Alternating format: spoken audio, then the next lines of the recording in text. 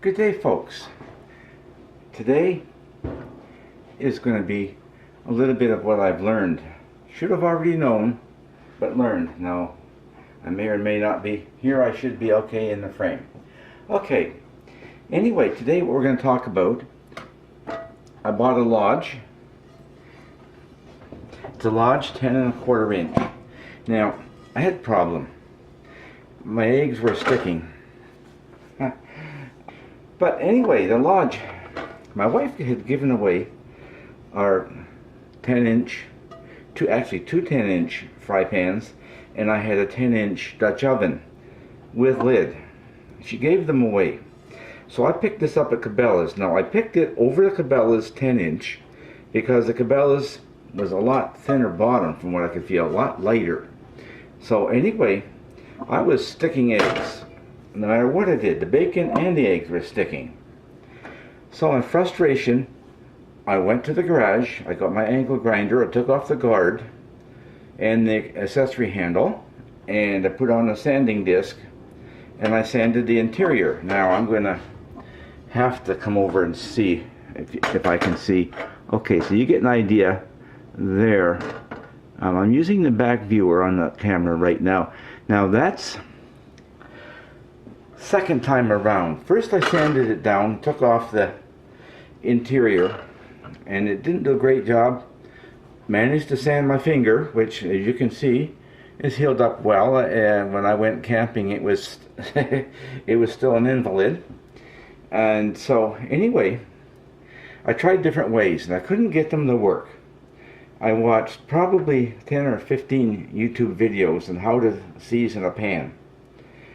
And finally, in frustration, and I'm surprised it came out this well, I stuck it in the oven, locked the door, put this stove on, it's a good thing, and it's an electric stove, as you can see, put it on self-clean and let it go. The next morning I took it out and had everything had cooked off of it or burnt off. I found some, I'll call it rust, although it was very faint.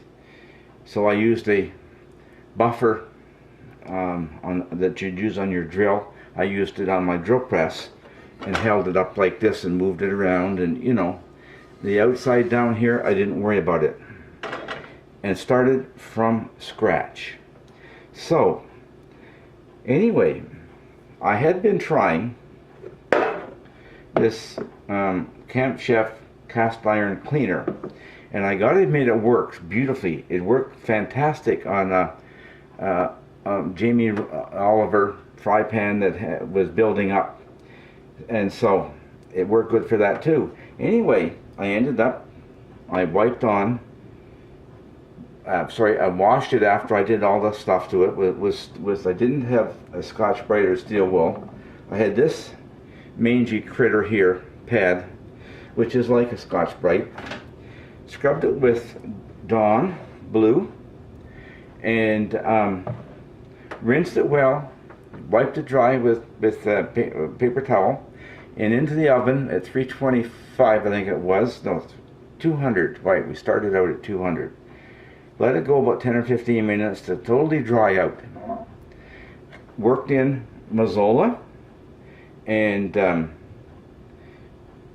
there's where I caught on. I brought the temperature up to 325 according to the instructions on the one, well, actually in many sites. Wiped it down, inside and out, the first coat. Wiped off the excess. Put it in the oven, and at 325 for, I'm going to say 10 or 15 minutes. Take it out, and there was no real beading or showing the shininess where it was coming back out. I wiped it anyway, let it cool down. I did it 3 times that way, and then I remembered, don't stop at 320, 350 or 400 degrees. A number of them said set your oven for 500, and one of them said as high as it'll go, which was 550 on mine, and it'll turn black. And as you can see, it is blackened up. Now what I have found is that now when I'm finished and I've cleaned it, dried it, put some cast iron conditioner by Camp Chef on it. Now they also had in a tube type of conditioner as well. Now this one has got 3 oils in it. Let's see, it's sunflower oil, it's got macadamia nut oil, flaxseed oil, and vitamin E. And I'm not sure in what source the vitamin E is. I can't see macadamia nuts being squished for oil. Oh, they're so good. I visited Hawaii once, and that's learned to my horror that macadamia nuts are 50 to 65 calories per nut. That's why the oil, I guess. Anyway, so that's been coming along. I've used it about, I'm going to say 4 or 5 times since then. That part is doing good. I work here on this front burner most of the time because it's a big frying pan and I want a nice even heat generation. Now the back one, back here, is the high-speed burner, and I don't really care to use it too much. This one, and I'm using the frying pan normally between 4 and 5 on a scale that goes up to 9, or 9 is max on this electric. And I'm following instructions I learned years ago to prepare the pan, turn it on, and then when you can sprinkle some water drops on it and they snap and they're gone, it's ready. Put in your eggs or your bacon and such. And I also learned, yeah, a little spray of Pam on there also helps it out. So I think I'm on my way. Now I know from several of your videos said, you know, like, don't cook anything except meats in there that's got natural fats for 6 months or so. And I'm going to go one better, is I'm going to keep it for frying meat. Now, sure, I got the roughness off the bottom pretty good. A little hollows from holding the sander in place too much, but anyway, all in all, it's nice. Now, of course, after all the cleaning and everything else, 1 wipe of oil and then into the oven, and it's back. A nice black on the outside, and it looks nice. If it was hanging up, it would be fantastic. So, I'm pleased. This Lodge has turned out to be, I thought they hated me for a while there. These products, yeah, I love that one. Like I say, my Jamie Oliver had oil build up and caking around the edges because I hadn't cleaned it well, and that took out a lot of it.